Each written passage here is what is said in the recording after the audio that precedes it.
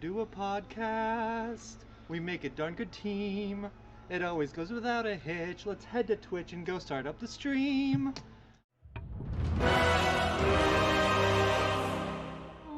Do you want to do a podcast? It's the Nerd Glasses Podcast. Let's start now. Hi everyone and welcome to the Nerd Glasses Podcast. Come? Alright, I'll do my own bits myself. Oh wait, no silence. We're doing it. Get off the road.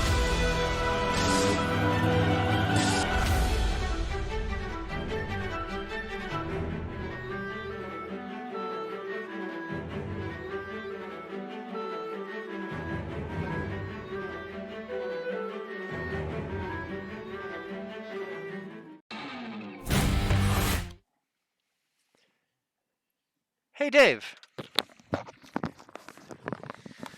You're going to want to put the headset Yes! on. Wow, we, headsets, lights, I don't know what's going on. Hey, Dave. Yes, brother. Today is the first day of winter, as you know. It is the winter solstice, the day that at midday the sun was lowest in the sky. Definitely came a long way down from summer when it was all the way up here. You can tell that in that transition from summer to winter, all the way down like that, took a toll on it. It took a lot of fall damage. What would you quantify that as? Is that a D6 damage, a D4, a D10, a D100? Hold on. 365 divided by 2 is... Well, I guess that would be the max damage. It wouldn't necessarily take damage for each day. So, we're looking at roughly, I would say a D18 to simplify things. Okay. A D18 with a multiplier, depending on I mean, year. like, I assume that the sun... Actually, it's the sun. It probably does have a lot of hit points. Yeah, we're talking big multipliers. Maybe like 100 D18 kind of thing. Coming soon to an Insane Games TV podcast, Dave and Boder talk the logistics behind the creatures. Can you roll a D8 to hit a kobold with a spurk? No, and I'll tell you why. Coming on to the dungeon Can a room. really pissed off barbarian kill the sun? We're about to find out. There's There's probably yes, and I want to read that story. To segue for just a second, there is a sports group podcast, YouTube thing that I listened to where, for example, they just did a thing where it was like, what if we did an entire football season where we only did one play the entire season? Just one. And then they were like, and they played through the entire year and saw how it went and stuff like that. Great. The Nerd Glasses bump to Secret Base on YouTube because they definitely need us. Yeah. I need to make sure that the snap got close enough to the mic. Wow, the camera's in like a weirdly closer spot too. I feel somehow like more official with this framing. I don't know what it is.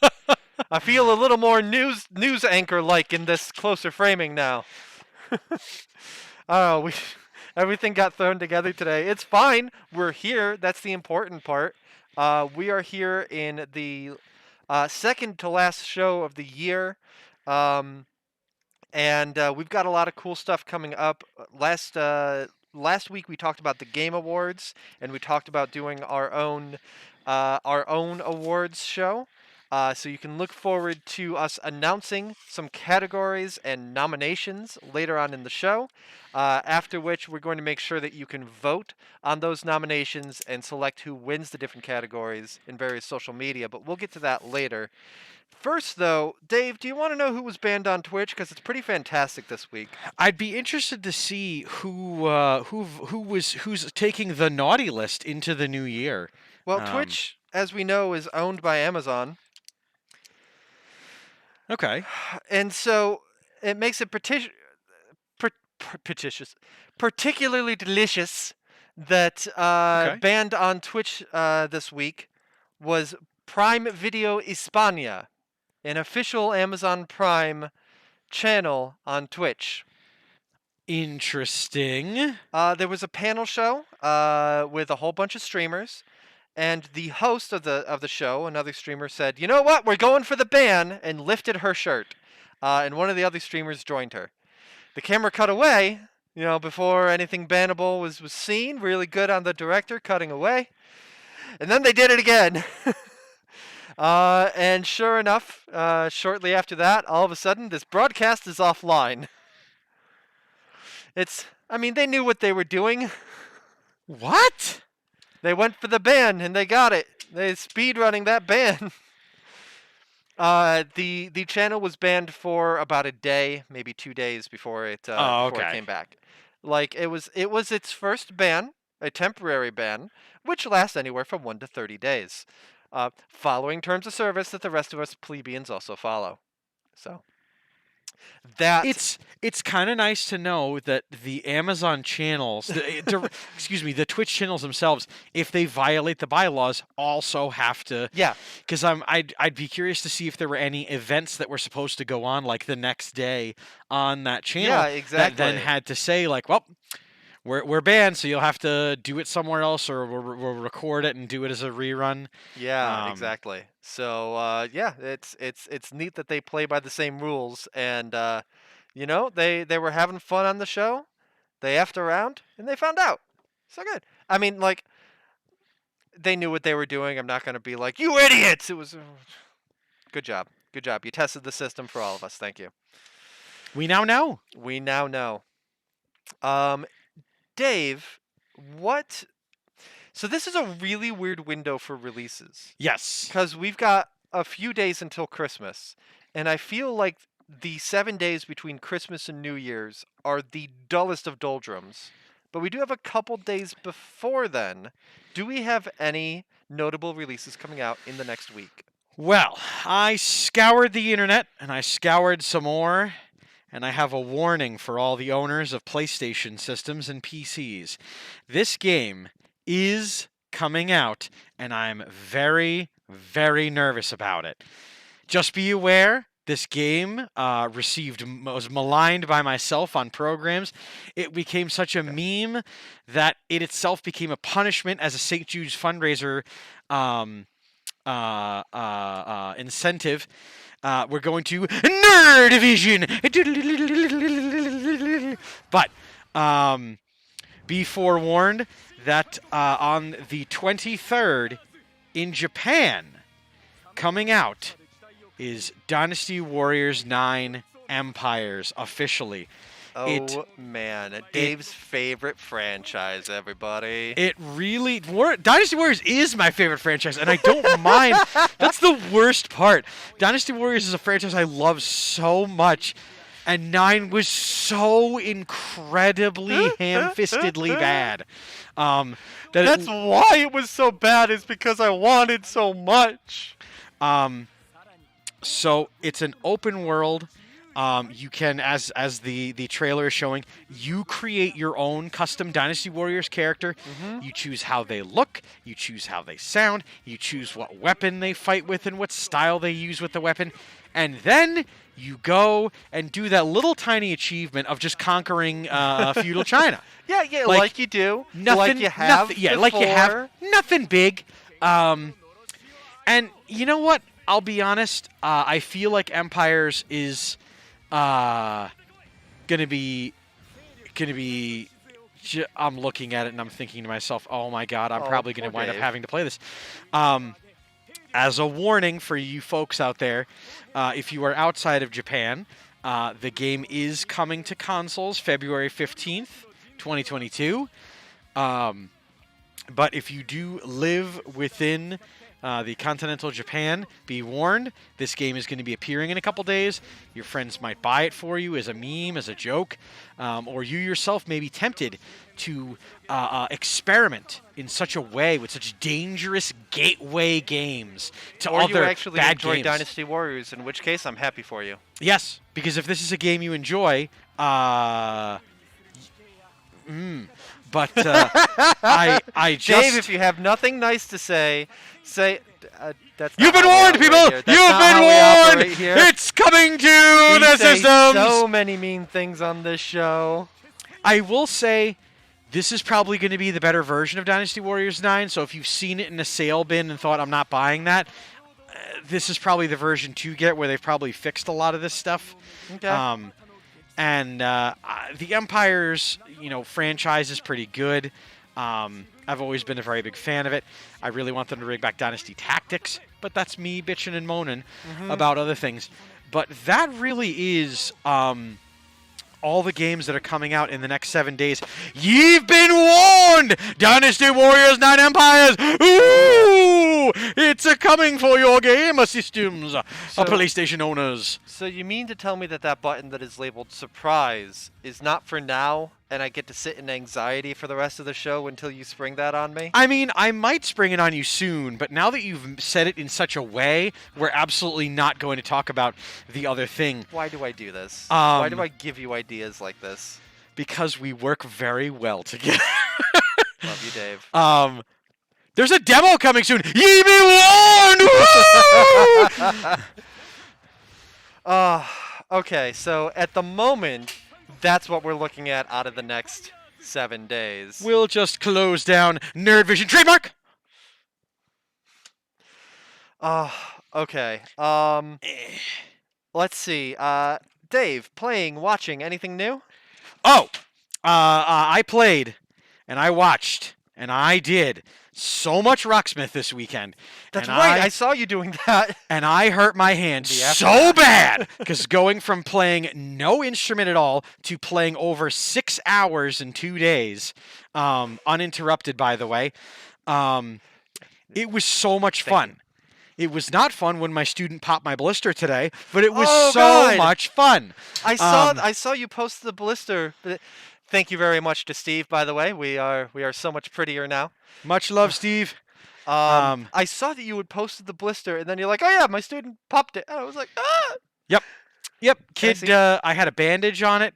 So now it's just like a funny colored callus, but yeah. Now it's just like that kind of loose flap of skin kind of thing going on in the. One of my wonderful little cherubs saw that I had a band-aid on my finger, and goes, was like, "What's under here?" No, he literally went, "You're hurt," and squeezed it. And then it got flatter, and I was like, "Oh no!" Now we all get to go wash our hands. Your poor fingies, says Demon Dragon. I loved playing Rocksmith. It was so much fun. I made the mistake of looking in the track pack again, and I wound up buying like $22 worth in content before the stream on Sunday. And I'm going to do more of those. The problem is the VOD just cannot stay on Twitch because DMCA takedowns are coming. Yeah, plenty. But I like the idea that, and I thought about it. I was like, yeah, it is literally just a live thing. If you tune in for it, you got to see it, and if you didn't tune in, it was gone. So keep an eye out. Make sure that you follow at all the various places, and have them notifications on if you want to see it next time. Follow us on the socials because you were posting Instagram stories about it all day. I was posting on Instagram. I posted on the Discord down below. This Insane Games TV Go Live had Rocksmith on it, and it showed a time frame for how long I was going to be streaming for. And then during the stream itself, talked about, hey, song requests, this and that and the other. It was so much fun to get back to playing my bass and things like that. And then I did play some guitar on stream, but some people did ask, and they got what they asked for. So yeah, that's why you should be careful what you ask for. You just might get it. Yes. The new Faz patch fixes for the updates have been live. They've been very fun. And then yesterday, while I was watching Danny NASCAR, I was also participating in a stream of Don't Starve Together with Love Alec. Nice. And he had gathered us together because they did a crossover event with Terraria, and we'd been previously playing Terraria, and they brought Terraria content over to Don't Starve Together. And you know what I really like about Don't Starve Together? Being a ghost. Being a ghost is fun, and I get to hunt stuff, and I get to go around the map and just be like, woo! In watching you stream that game, I can tell that's when you're having the most fun. Oh, yeah. Everything up until that moment is just like stress. You're at a restaurant waiting for your table, waiting to be seated, waiting to get the menu, waiting for the appetizer to come. Then the second that like onion ring stack goes in front of you and you're dead, you're like, I'm having the time of my life! Exactly. I love it. I did. I also did some fart of the stream itself. I drew my arch nemesis, the tall birds. You know who you are. In fact, here's my moment where I'm going to go look at the camera during the stream, because tall birds and how many times they have murdered me. Watching you, taking your eggs. Tall birds. We did have a moment that I know you will really enjoy, in that myself and a friend of Pat of ours were dead, and so we were looking around the map for the chest that held the Terraria stuff. Yeah.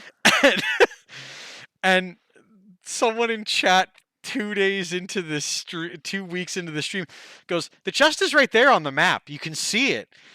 And like, I had literally been haunting left and right, up and down and around the map. Well, as it turns out, and in my defense, it was inside of some berry bushes, and then also around some totems and some pig characters. So when I went through there was so much busyness going on that I didn't see the just top of the treasure chest like this. Dave, how bad are you at Where's Waldo? Incredibly bad. Just making sure. How you doing tonight, Anti-Class Prime? Welcome. But yeah, that's kind of been my jams this past week. What about you, Boater? What have you been gaming on? Nothing new. I mean, I hung out with some friends on Saturday. We played, we tried to play Among Us, but only 4 people showed up, so that was, that existed. We were able to play with 4 people, but, you know. I mean, it's better than trying to play One Night Ultimate Werewolf with 4 people. Yeah. That game does not function. I mean, Among Us basically doesn't either. I killed one person, and then they were like, "Oh, whoever did this knew exactly what they were doing," so they voted for me, and then the game was over. And after that, we did some Gardic Phone, which is the kind of, you write down a prompt, and then the prompt goes on to the next person, and they got to draw it. And then the drawing goes on to the next person, and they got to figure out what it is. So we did that and some variants on that, and then we ended up with some Jackbox. So just hanging out with friends for a couple hours was a good time. Aside from that, I'm nearly done rewatching The Witcher Season 1 and can't wait to get to Season 2 because, man, it did not take long for my Twitter circles to start posting spoilers. Man, it did not take long. Really? I mean, like, they're not like major plot spoilers so far, but like, oh, here's a GIF of a scene that looks really interesting, and I wish that I would have been able to like see it in 4K and not tiny compressed GIF. Or this thing that you're mentioning of Henry Cavill's acting that was taken with your phone pointed at your TV. It's like, what I always said when new Star Wars movies were coming out in early December, it was like, no spoilers until the new year. And like, I do the same thing with like, you know, the Spider-Man movie that came out. I haven't seen it yet, but I feel just no spoilers until the new year. And like, come on, guys, it just dropped. Give me a few days at least. I love how Henry Cavill's waving his nerd flags right now. Oh my god, he is amazing. I wonder if we can get him on nerd glasses. Let's try. Henry Cavill, come onto our program, please. Ring, ring. Come chat with us. Call us. Yeah? Or we'll call you. We'll try to call you. Our Steve will call your Steve. And we'll get together on the program.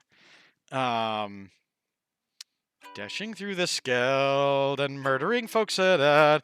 Everyone figured it out. They knew it was Boater. That's okay. I thought you had an actual like with lyrics parody brought up. I know I'm gonna. So we said we were gonna do this last week, and I'm gonna periodically just songify some stuff. Okay. Okay. To Christmas songs. If anyone else has Christmas tunes that they want, because I can keep doing Jingle Bells, but I'm pretty sure that's gonna get old for some folks. God damn you, stupid NFTs! You're all we talk about. And okay, so I'm gonna go through a newish feature that I don't want to go in depth on these, but I do just kind of want to bring up a wall of shame, the NFT roundup. I had a few last week that I don't think we ended up going too much into, but of course, every week now, there's more stuff coming out about NFTs and how companies are reacting to them and how their fan bases are reacting to them. So first off, a big one was GSC Game World announced that they would be adding NFTs to Stalker 2. And there was massive backlash. At first, they were like, oh, we're going to do everything we can to do this right and do things right by you. But as the backlash continued coming in, they were like, you know what? You're right. We're doing this for you. And if you don't want that, then we won't do it. And they immediately canceled everything that they were doing, the company that they were working with. They're like, this is not right for our game. We're not going to do it. So good on you, GSC Game World. Kickstarter also announced that they're going to explore ways to crowdfund using blockchain technologies. And they have a plan in place to develop a blockchain-based version of crowdfunding, and hopefully by the end of next year to move their platform over to that. Um, there was a massive backlash, and in response, they doubled down with condescending posts and FAQs that either obfuscated or outright lied about the utility of blockchain technology. Oh, Bad good. Kickstarter. Indiegogo exists and is eagerly waiting for you to mess up so bad that it's gonna happen. If there's a lot, like, Kickstarter was the first major crowdfunding platform, and they looked into being big, and they really haven't done a great job of doing things with it since then. No, Other they haven't. platforms put a lot more effort into it as the underdogs, and I think if Kickstarter, with this and with a lot of other things, I think a lot of creators are going to be moving to things like Indiegogo. There's current ones that are like, I don't want to support this kind of thing, but I have something currently crowdfunding and I need to get money for my thing. So it's like, just finish your campaign, move everything over to BackerKit, and then say, like, get your money from Kickstarter, and then get it out. Stalker the was having a internet's fun. so frightful, but the fires of Twitter are delightful. They are. And since you can kick out CEOs, let them know, let them know, let them know. Stalker was having a fun time with NFTs. Their non-apology was up for what, 30 minutes? Yeah, it wasn't long. It was the apology of, oh, we didn't spring this right. We're gonna, and then it was like, nope, okay, new word from on high. We're just not gonna do that. Sorry. And the last one that I'm gonna mention is one that feels a little more personal. As you know, I am an affiliate for Ritual Motion. I constantly wear their gear and display it. I have a referral link, ritualmotion.com/shop. Use code BOTER at checkout, get 10% off. Anyway, I participated in their Gaming for Tots fundraising a couple of weeks ago. Yesterday, they announced that they will be selling NFTs to raise money for Toys for Tots. Really? And I was like, excuse me.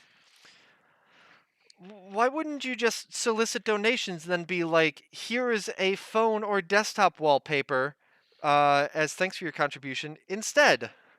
And I in my Facebook comment to that effect, I was given the email of the CEO to reach out to, which it's a small company, but it was still like, oh wow, that's impressive, a direct line. I had commented on Discord as well, and actually the affiliate contact reached out to me personally. I don't want to go too much in depth to what I've talked with them, because I was talking with them as an affiliate who represents the brand and not as a host of a news show that is getting their statements on record. It is something that is new, and they're trying different things for fundraising. And seeing what works. It's my personal hope that they will be like, we threw that at the wall and it didn't stick, and they'll leave it alone, but who knows? I am going to keep on top of that and try to keep everybody updated. So that's who messed around with NFTs this past week: GSC Game World, Kickstarter, and Ritual Motion. The That's NFT roundup for everybody. ridiculous. Dave, what have you got right now? Well, Boater, I've got that. I'm dreaming on of NFT content, just like the downloads we used to know. We thought it was bad when it was DLC upon release, but to hear they're trying to dig deep. Thank you. Thank you. I'll tip your waitress. I do have something really fun, and I'm very excited. Okay. Days Gone, a game that I absolutely gushed about and Yeah. played and played and played. They released a patch Okay. this past week, and it was the first one since last October. Yeah, that's a little while. It does not currently have a next gen release or anything like that. This was just an honest to goodness. Hey, these are fixes that we still hadn't got to yet, even though the game's been out for a couple of years, and we feel like you, the players, deserve them. Okay. If you own an OLED display, you're having issues with black balances or dark balances on the game, and they wanted to fix it. They fixed glitches that would cause missions to chip out, things like that. Okay. And it's just in general, Some quality of life stuff that like they weren't. So like they probably weren't being like, all right, guys, we're developing the next patch, but in like downtime, whatever, they were making tweaks and fixes that Yeah. after a year they were like, yeah, the players should see this. The players should have this. That's cool. That's yeah, cool. Ben That Studios does a fantastic job of making sure that if it's broken, that they fix it. Yeah, and Um, even like because it's been so long, it feels like something that wasn't a main focus. It may have been something that was like, some studios have a work on a personal project for X hours of the week, and for some people it might have been that. Like I don't know for sure that that's what it is, but but it definitely, from the looks of it, if if you it, look, it's update 1.81. It just went live on 12/17. Check it out. Look at it. There's not really much to it. It really was like some people probably had some time between projects and they were like, "Oh, we can fix these things." yeah, Like, we can poke at this a little bit, and I like then that they also turn around and be like, yeah, cool, here's an official patch, rather than sometimes what you get with games is that they stop being developed by the studio, and then like the developer that's working on it in their downtime needs to release a patch separately on GameSpy or something. I don't even yeah, know what's used for it yeah. today. Um, Because I definitely did that on PC back in the day of having to get patches for abandonware games that were done by ex-developers. I will also say another game that's near and dear to me that got a patch recently, which is really funny. Like I turned on my PlayStation and I was like, "Oh my god, Merry Christmas!" Um, Back for Blood got an update, and the big Okay. thing about it was, yes, they added seasonal content, and there's an evil side backdoor to this that I will transition to, but up front. They fixed something very big in the game that killed it for myself and a couple other streamer friends. Yeah. Which is that the single player campaign used to not allow you to advance the game. You had to play Oh. it online with other Oh. people. And now they added it recently where they fixed it. Well, fixed it. They changed it where someone can play on single player, play with bot characters and against bot characters, and advance the story as they would in any other way, a la any other Left 4 Dead Yeah. games. Nice. Which was a really good idea. Did you also hear what happened to our fair studio that made Back for Blood? I did Um, not. this patch is also an auspicious sign because it was chocked full of the card system updates and changes and this and the other, and some cards were made permanent and not burnable, and other ones were created to be non-permanent or easily burnt, because then you'd have to try to get more of them. Very fitting because Turtle Rock was recently acquired by Tencent. Yeah, which makes me more than a little bit upset, but um, I'm hoping. Why would you even have a single player mode if you can't advance the plot by yourself? That's the kind of thing me and Amp Slayer, the first day we were playing, he was like, "What the Yeah. deuce is this?" Like, you could play through it, but you wouldn't get the achievements, and then it wouldn't like let you play through later missions and multiplayer if you didn't play through multiplayer. Yeah, like as Um, someone that does mostly single player with multiplayer as like a bonus, like that is just like, making me feel like I'm not their target market that yeah. they want to sell the game to. So then why would I want to buy the game if they kept up with that? So I like that they did change that up. Well, in tribute of that recent acquisition, joy to the world, out microtransactions are come. Let Tencent, destroy these games. Oh God, I hate them. And Turtle Rock, There's already a worse. studio that got in a lot There's- of trouble during previous games that they were developing, like Evolve, where Boater, I kid you not, like it had a library Yeah. of DLC when Evolve came out. To be totally honest, they were skins. Mm-hmm. But everybody got really mad about it, and the game got maligned for it. And I personally just bought an extended edition, and me and my brother John just played the shit out of it and enjoyed it. But to Yeah. each their own, and to each their each. I don't have anything else in the way of news topics. I just have what we prepared for the nerdies. Do you have anything you want to go on to before I we dive do. in? I Go do. for it. I am stoked to announce that Sony made a move that is very interesting. Did you ever play The Order 1886? Oh, I wanted to. Like I heard it got kind of but I looked at it and it's the premise and the art style seemed cool enough that I wanted to play even if it's a kind of garbage game. It actually feels like the kind of thing that'd be good for the Citadel. It was short, it was sweet, and it got to the point. And Sony recently refiled for the trademark for The Order 1886 Huh. as they had let it go. There is no other things about it, but when a major publisher and video game company pulls back up an IP, either this is going into kind of into they're either going to expand on the Order 1886 world, which had a lot of meat left on the bone, Uh-huh. because me and Mike played it in the store, and I watched him, and boy howdy, is there some good plot stuffs going on in there that they can still explore. So let's speculate. And you know what it definitely is? Order 1886. Kojima game confirmed. I also had a very interesting storyboarder. Wait. I had a very interesting story for you, and it's that sports ball is not your thing, Not generally. but I do know that you love a good meme, and you also love some fundraising for a good cause. Well, my sports ball team, the Buffalo Bills, got kind of screwed a couple weeks ago by a referee. And you know what they What always else is say to new? referees, Boater? What's They that? say that your vision's a little bad. You should get that checked, pal. Here's my glasses. You need to see what's going on. Well, the Bills Mafia, the fandom of the Bills, decided that they were going to donate in tribute to the referee that needed help seeing the play on the field.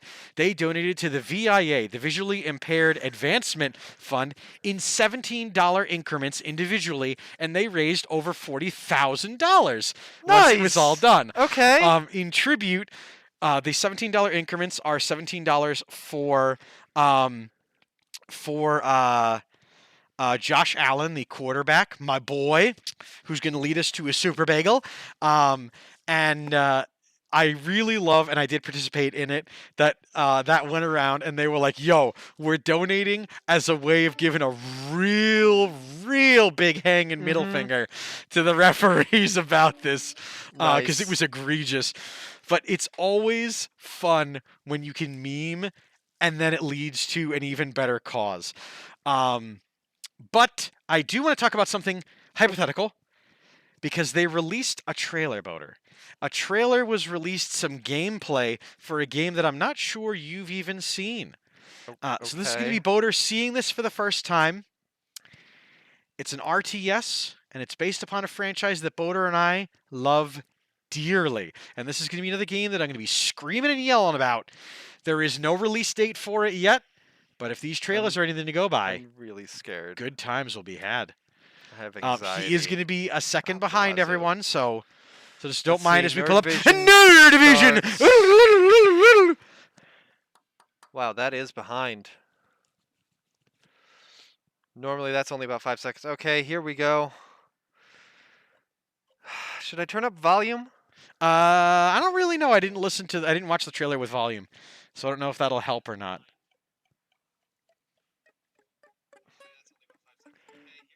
Don't mind hearing some repeat there. Oh, hold on, I'm just turn that back down. I can't. Like, what am I? That's not even. Just pause and hit play on that. I'm not sure what I'm looking at, Dave. Keep watching. Keep watching. Okay, Let's see if you I can will figure keep it out. watching. It's an RTS. Okay. It's being developed by Slytherin Studios. So I like real-time strategy games. I kind of grew up on them a little bit.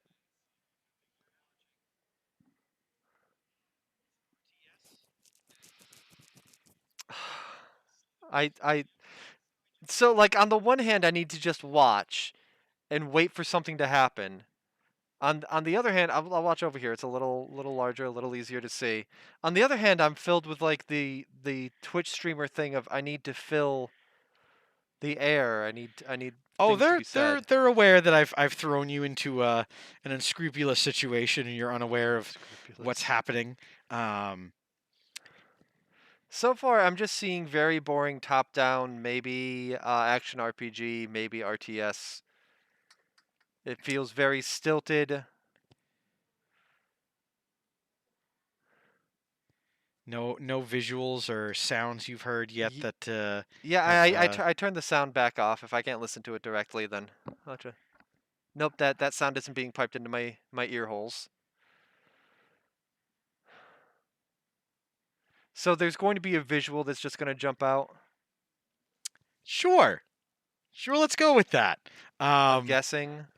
I was sure that something was gonna spark memory here in what we're looking at. So Are, instead, I will just tell you that this is the first gameplay reveal of an RTS title that's coming out in the next year and a did half, you two not get the years, chance to actually review the video and you thought that called it would be shorter? Stargate Timekeepers. It is an official Huh. RTS. Um, and it is the trailers looked really actiony, but the trailers also had zero gameplay in them, and so didn't really show off truly how nerdy they would really be. And for you watching this program, you all know how much we love our logistics and our Doom stuffs. This just feels like, I mean, this is early beta kind of level of, yeah, Oh there's stuff yes, moving around. and you And know I'm what, sure if Boater? I could hear it, it'd be a little better, but And I'll tell you, Boater, I'm hyped as hell about this game. okay. And I was really surprised that you had seemingly heard nothing about it because a couple Yeah, weeks ago not at all. I mentioned it to you. I was like, so that new Stargate thing going on, and you were like, yeah, I don't really haven't heard anything. And I was like, oop, never mind. Like, Drop that topic. um, Okay, so I'll look that up a little more myself. That gameplay looks uninspiring at the moment, but we'll see where that goes. I'm really excited for it. Also announced this past week was that our friend Sam Fisher will be returning Yes, I did in see a that. Splinter Cell capacity, and Who's the I Ubisoft saw Montreal wants your help, and by that I mean they're hiring to make sure that that team is fully outputted to be able to put the game out. Ubisoft is hiring, we'll say. They're calling it the Exodus right now because they've lost like 25% of their workforce in the last year or something like that. I don't know if that's I know there was 25% involved. That might have been over the past 2 years. I'm not sure. But A still, lot of the people at the top of their biggest recent releases are gone.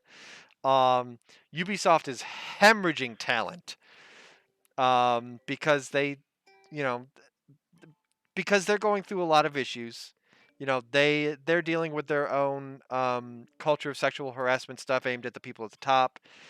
To which the people at the top are like, "Hey, everyone, NFTs that nobody's buying." as you Um, do, as you do. you know, that's the smoke screen that you do to distract people. Just a lot of stuff going on there. So it's interesting because their problem started earlier, but also didn't hit quite as hard as Activision's. So I wonder if like we can kind of look at that and see where Activision's going. They fucked around and found out exactly. Yeah. So The but yeah, I guess sorry to bring that back. no. Splinter Cell team is hiring. So the reason I'm excited about that idea is that if the team is newly hiring, it means that they are hiring people who are going into the situation and are aware of what's going on that can help Oh, hopefully. potentially impact some change in the culture. But also, the fact is, it's not an open world game, and I'm so jazzed about that. Have they confirmed that? Yes, they officially said it's going to play Nice. just like the other Splinter Cell games. Why would they go to open world? It works for Hitman. It would not work for Sam Fisher. It wouldn't. It would be terrible. You have a lot of faith in Ubisoft. I have a lot of faith in the IP and the team that want to work on that game. I don't have a lot of faith in Ubisoft. Dave, it is quarter of. Let's get to the nerdies. Joy to the podcast, the nerdies have come. Let us receive our topics. With so many categories and nominees aplenty, with awards to give out and awards to give out, with awards to give out. Next week, we're announcing the nominees tonight. Awards go out next week. But I tried to pick up. Yeah, so we talked last week, because we talked about the Game Awards. Actually, I will say a news item that is somewhat related to award season. The Hugo Awards are a well-respected science fiction literary award, and each year that there's a new host for the Hugos, and they get to create a special category. And this year, the special category was Best Video Game. Cool. It is actually the second time that such a special category was attempted to be created. The first was back in 2006, but there was not enough interest, and that didn't actually end up resulting in a reward. This year, the Hugo Award for Best Video Game went to Hades. And it's just Really? it's just like, hey, congratulations, Hades, for being the first video game to win a Hugo. I see Dave doing a bit of Googling. It is, I believe, the most prestigious award in science fiction and fantasy literature. That's so interesting that the game that won. Because I think because of its status as a roguelite and how it folded the story into that repeated failure and building yourself back up and everything, and great it game repurposed to be mythology. sure. Yeah, great Yeah, game to be sure. Very deserving of a cinematic and Yeah, storytelling wise. Yeah, I think it was mostly based on storytelling acumen and the way that repurposed mythology and stuff like that. Yeah, I think because of that. Yeah, definitely a good one for that. Some of the other interesting. The other nominees. Were Animal Crossing: New Horizons, Spiritfarer, Final Fantasy VII Remake, Spiritfarer is awesome. Um, FF7 remake. The Last of Us Part 2, and Blaseball. Interesting. I haven't played Blaseball, but I have a feeling that if it's in the same vein and shoulder to shoulder with Hades, Animal Crossing, Spiritfarer, Final Fantasy, Yeah. and Last of Us, cinematically, it's got a lot going on. Yeah.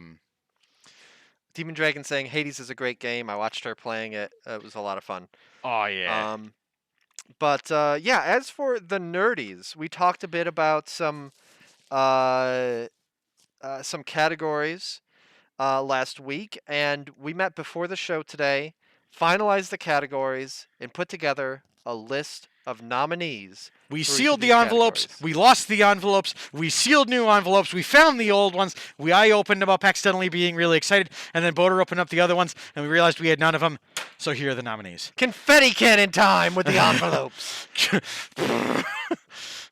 Steve, you guys have to clean that up before we go live for the next thing. Damn!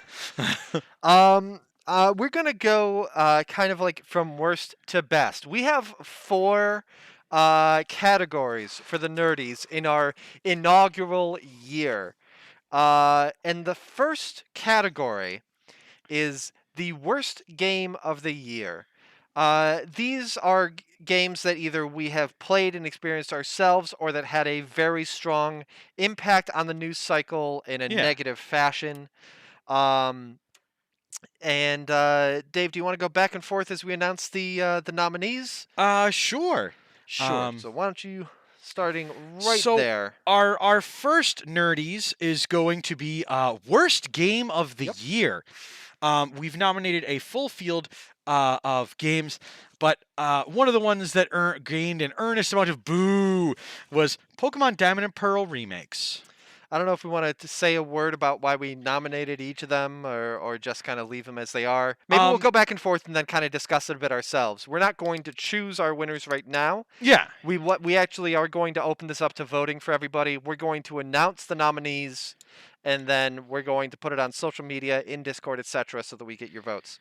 Um, the Grand Theft Auto Trilogy Definitive Edition. Madden 22 Aliens Fireteam Elite. and NASCAR Ignition are our submissions for worst game of the year. Boo! Yeah, and there's some interesting ones on here. Grand Theft Auto Trilogy was nominated onto this partially for news cycle reasons. It came out and it was kind of I don't know, kind of slipshod. And but just also didn't. Yeah. because it forced out all of the fan mods that were so much better. Take-Two was so aggressive in taking them down and then putting out something that was kind of subpar. It was by those expectations. And speaking of expectations, Pokemon Diamond and Pearl was the first game not to be handled by mainline Pokemon game not to be handled by Game Freak, and it has so many bugs that if it was done by Game Freak, it would not have. So that is the big reason for it, is that game was maligned from day one, where people said, I don't like the visuals, I don't like this.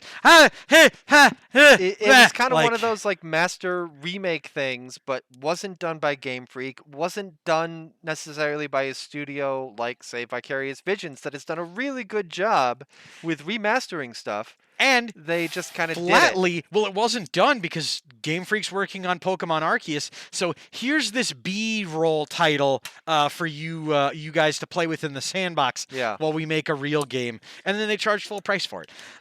Let's also make sure that we talk about that one a little, because that one hit close to home. Yes. NASCAR Ignition gets a big ol' boo from not only myself and Boater, but everyone here on the Insane Games TV network, because how dare you announce a game that good looking and that fun to play and not have an online component for Danny NASCAR to stream it? How dare you? Fools! Dave, is that on the Dead to Dan list? I don't think it's dead to him, okay. But I think it's definitely on the list of things that we kick dirt at. Steve thinks it's good, but Steve also, Steve's amenable to us, which means he can be amenable to anybody and everything. Steve tolerates us, so he'll play anything. That was really mean to everybody involved in the store right now. NASCAR Ignition, bro, you could have been getting the Danny NASCAR bump, and instead, now you're getting the people's elbow. It's awful. Madden 22 gets a submission there because it was so bad, because it was just basically the coding of Madden 21, which was awful because it was just the coding of Madden 20, a game I still play to this day, put together, broken, awful, terrible. How dare you destroy my bills in that way? And then Aliens Fireteam Elite, just because if I play that online tonight and I try to play and try to fill a full fire team, I will wait for a little while. 3 people online probably across the world. It did not do itself any favors, and unfortunately it didn't have the same veneer that Predator had when it came out a couple years ago and was absolutely hilarious for me. I love those games, but they are bad. Bad. It wasn't strong on release, and by the time that they tried to get updates out to make it better, Back for Blood was just around the corner, and everybody went to play that. So some of that is shooting themselves in the foot, and some of that was bad timing when they finally got it going again. Next category is what I'm going to call the Bowl of Petunias. To quickly explain the reference to those of you that are not brushed up on your Hitchhiker's Guide to the Galaxy, there's a scene where after space magic happens, a sperm whale and a bowl of petunias spawn in midair and fall to the ground. We get the inner monologue of the sperm whale, and then, oddly, all that was thought by the bowl of petunias was, oh no, not again. And these are the news stories that whenever they cropped up, I thought, oh no, not again. Everything from crypto and NFTs, which, considering that I'm doing the NFT roundup now, we can't get away from. It's here. Dr. Disrespect, also, whenever I tried to look for a Twitch ban, at least once a month, his douchey sunglasses face would stare out at me from his latest attempt at trying to stay relevant. Speaking of topics, you couldn't type in the word Kotaku without immediately seeing the words Activision Blizzard. Mm-hmm. And there are many faux pas. And the same point, we had a party for them. They are our little brother in business, but they are a topic that constantly came up, and we tracked them for a couple of years at this point. And we will be getting probably more updates as they try to go back to court about it. Epic versus Apple, our last topic in the Bowl of Petunias award. Yeah, like the last of those have been pretty recent, but shout out to Epic versus Apple because like awards are always kind of skewed to the most recent one. Whereas we haven't heard a lot from Epic versus Apple in the past couple of months, but it was really hard to escape earlier in the year. We would find out, like, as soon as it was in court, we were finding out so much dirt on those companies and the industry as a whole. It was fascinating what was coming out, and if you were anywhere within gaming journalism, it was inescapable. The others, we've talked about them so much, I don't know what else we really have to say about them. Oh yeah. If you've watched the Nerd Glasses, you know these topics, you know our opinions on them, and we're really excited to give one of them one final before the end of the year. Yeah. So again, from those four, you will have the chance to vote on who you think should get the Bowl of Petunias. Next, we're going to go from the negative into the positive with the best gaming event. There was a lot of cool gaming events held this year. It was a year where some stuff started to return back to in person, where other stuff played it safe and stayed virtual only. And with so many cool releases that we had, there was a lot of announcements. There was a lot of other stuff happening that was announced. There were things happening gameplay wise. So this will be the award for the best gaming event. Oh, and you know what? I'm really excited that we have him here. Bobby, what happened to BlizzCon this year? Wasn't it? Oh, that's right. You canceled it because you had nothing. You're not going to give us Overwatch 2? Is that really right, Bobby? What else can I help you with? You can get the hell out and let Blizzard do their thing, and we can get back to BlizzCon. But they're sort of involved in that one. We'll get there. Anyway, Dave, do you want to start listing off nominees on this one? Now, these are gaming events, and the nominees are things that we've either had personal experience with or have talked about profusely on these programs. Yep. But one that I didn't participate in because of the decisions I have made and announced on this program. So a lot of my friends watched the Overwatch League this year and said that they had done another year of growth, another year of best competition, another year of great gameplay, and I look forward to watching it in the future once Acti Blizzard gets its head out of its ass. In a year that was a lot of really bad press for Activision Blizzard, the Overwatch League seems like it was a bright spot. Definitely.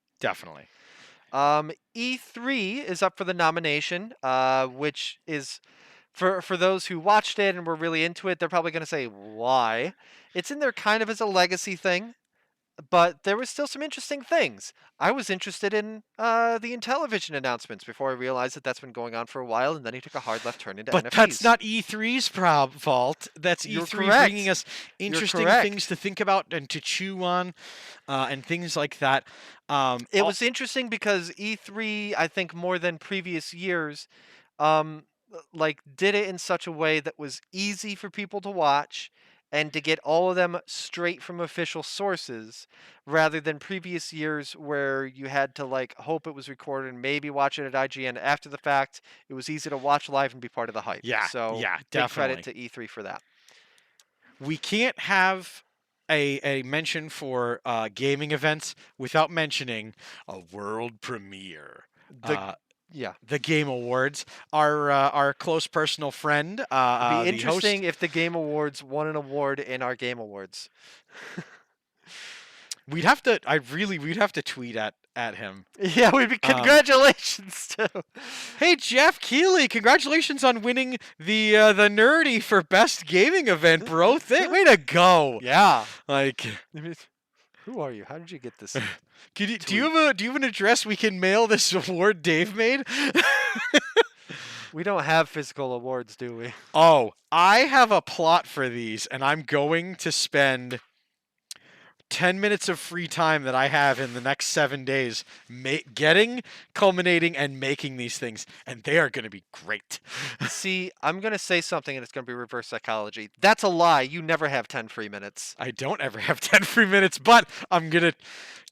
And now that I've called them out on that, it's going to happen. Here's the good thing, though, Boater. You know what I realized? There's a key component in there. I can push the sleep I was going to have on Friday night, and I can just shove that until next week. It'll be totally fine. Just realized we have one more nominee for Best Gaming Event. We had Overwatch League, E3, and Game Awards. There was also, as an umbrella, publisher-specific conferences. Nintendo Directs, PlayStation. State of Play. Thank you. Steam Next. There was a whole bunch. The Fall Nintendo Direct.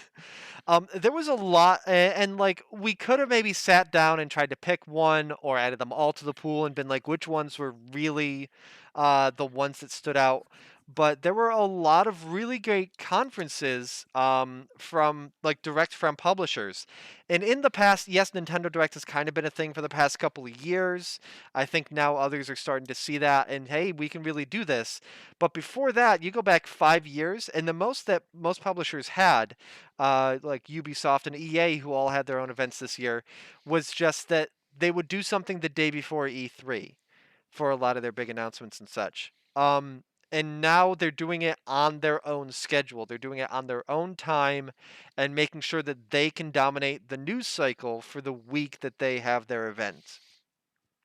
And I think that that's a strong contender when Xbox can say, I'm not going to throw all of my announcements into the same week as everybody else. I'm going to take this week in June, and that's my week. Let's go. So those are the 4 nominees for the best gaming event.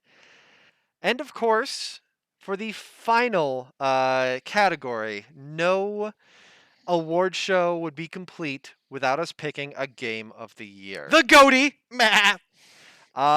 And for this, we have a lot of nominees because I picked 3, Dave picked 3, and Steve picked 3. Steve does a ton of stuff behind the scenes for us here on the show and on the channel. We wanted to make sure that he had the chance to get his say.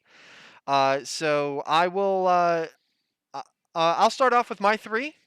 Dave, you do yours, and then we'll hit Steve's. My 3 nominees for Game of the Year this year were the Mass Effect Legendary Edition, starting off with a remaster of something that came out in previous year, but I felt that they did a great job of updating visuals, of updating gameplay of the first game a bit, and just smoothing out a whole lot of wrinkles to make it a great cohesive experience. Power Wash Simulator was absolutely fantastic. Dominated dominated Twitch for the span of time that it was there, and was so zen that I absolutely lost myself in it a few times, even while streaming. And Hot Wheels Unleashed, which I think was so unexpectedly good, it deserves a lot of recognition for that. And I'm really glad you nominated that one, because otherwise I was going to use one of my nominations to nominate that one. Yeah, Steve would have as well. In fact, I should have gone. Okay. Nope. No. Hot Wheels Unleashed is one that all 3 of us have nominated. So my 3rd will now go to Alba: A Wildlife Adventure. We have 10 nominees, 10 nominees for Game of the Year. The qualification that we did forget to mention ahead of time was the Game of the Year had to be played by one, if not more than one of us, to be nominated. Has to be something that we have that personal experience with. So, to be sure, there are spectacular games out there, and we would love to hear what your Game of the Year nominees would be.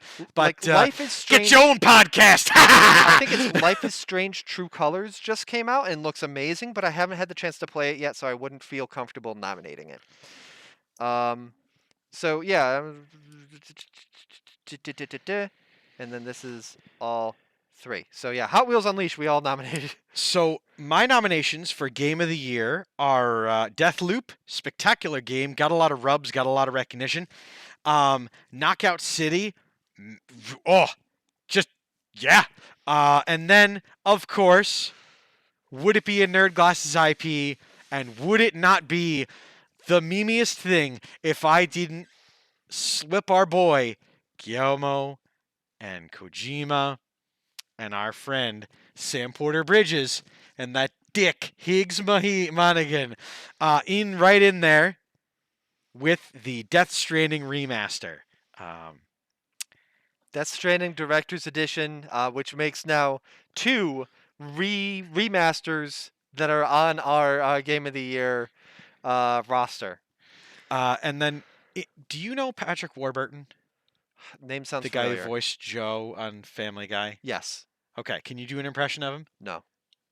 That's how we're going to read Steve's nominations. So I'll read one, and then you read Okay. the other one, and I'll read the third one. Okay.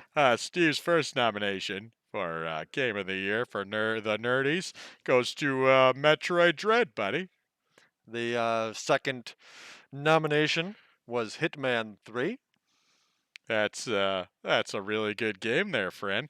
And the third nomination from our pal Steve was Pac-Man 99. I didn't play it, but it sounded good!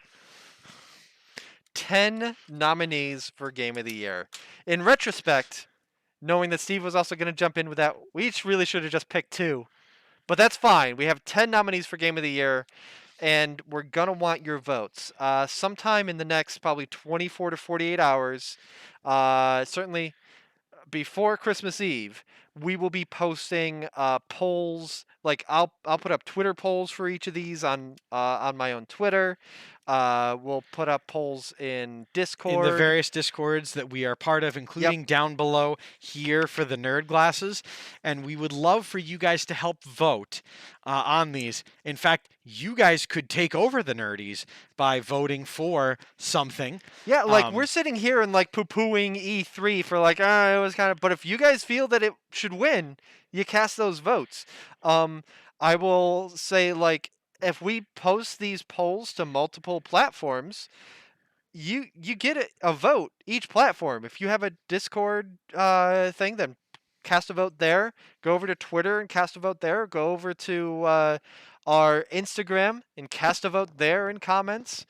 We're gonna. You vote for Death Stranding. You do that for me. Just for me. Okay, thanks. What? Vote with your heart. Use your head for everything else. Yes. Vote with your heart of hearts, your heartiest of hearts. Yeah, those are the nominees for the Nerdies. I'm really excited. This is going to be a lot of fun. We're going to see what kind of fun things that we can pull together for the award show next week. Let's try to tweet at some celebrities and see if we can get them to record things for it. We are absolutely vote for Norman Reedus and his fetus. Yes, that counts as a vote already. But we should definitely try to get some of our you know what we should definitely do is get some of our past co-conspirators in hosting the Nerd Glasses to record them like reading off the nominees of the award and things. Yeah. Because we could easily get Vladdy to do that. He's got nothing going on. Yeah, absolutely. I'll talk to Rafe Wolf and get her to present one. We need to get Steve at least. I think that's good. Well, I mean, we'll see what we can do. We'll try to get 3 people. I think we'll present Game of the Year, but we'll see if we can get guest presenters for the other 3. So, yeah, that'll be a lot of fun. Oh, thank you so much, And we'll see if we can folks. find like stock footage of just like a crowd clapping. Yes, absolutely. Why are you wearing face masks on a live stream? Because we are within 6 feet of each other and we're playing it super safe. So on my solo stream after this, on the Citadel, I will not be wearing a face mask. So make sure that you stick around for the Outer Worlds on the Citadel coming up in just a few short minutes. But and not for nothing else, but the store that we are broadcasting out from is currently open to the public, and we are in New York State, where there's a mask mandate. There's a mask mandate. So the programs that are after hours and things like that are not beholden to those things, but we kind of are. Yep. And yeah. So and again, I think even before that mandate came in, we were just like, you know what? as things get worse, we're going to play things super safe. The holidays are coming up. The last thing either one of us want to do is to give something to the other one. We want to be able to spend time with our loved ones. So you're welcome. Yeah. And thank you for asking, so that we can go off on on that.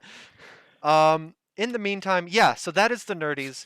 Keep an eye on all the social media so that you can cast your vote for the worst game of the year, the Bowl of Petunias, the best gaming event, and the game of the year. And we look forward to hearing from it.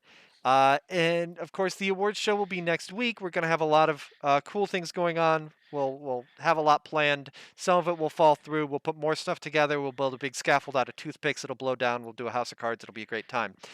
So make sure that you're following us right here at Insane Games TV to see that, as well as all of the other great content that we've got right here on the channel. We are looking at a whole lot of new stuff coming your way in 2022, so make sure that you're around for all of that exciting things. Those exciting things, that exciting stuff, English. In the meantime, as I said, I will be on the Citadel playing the Outer Worlds immediately afterward, and I hope to see you there. In the meantime, this has been the Nerd Glasses Podcast. I've been Boater. I've been Dave, man. And we'll see you next week for the Nerdies. Bye, everybody.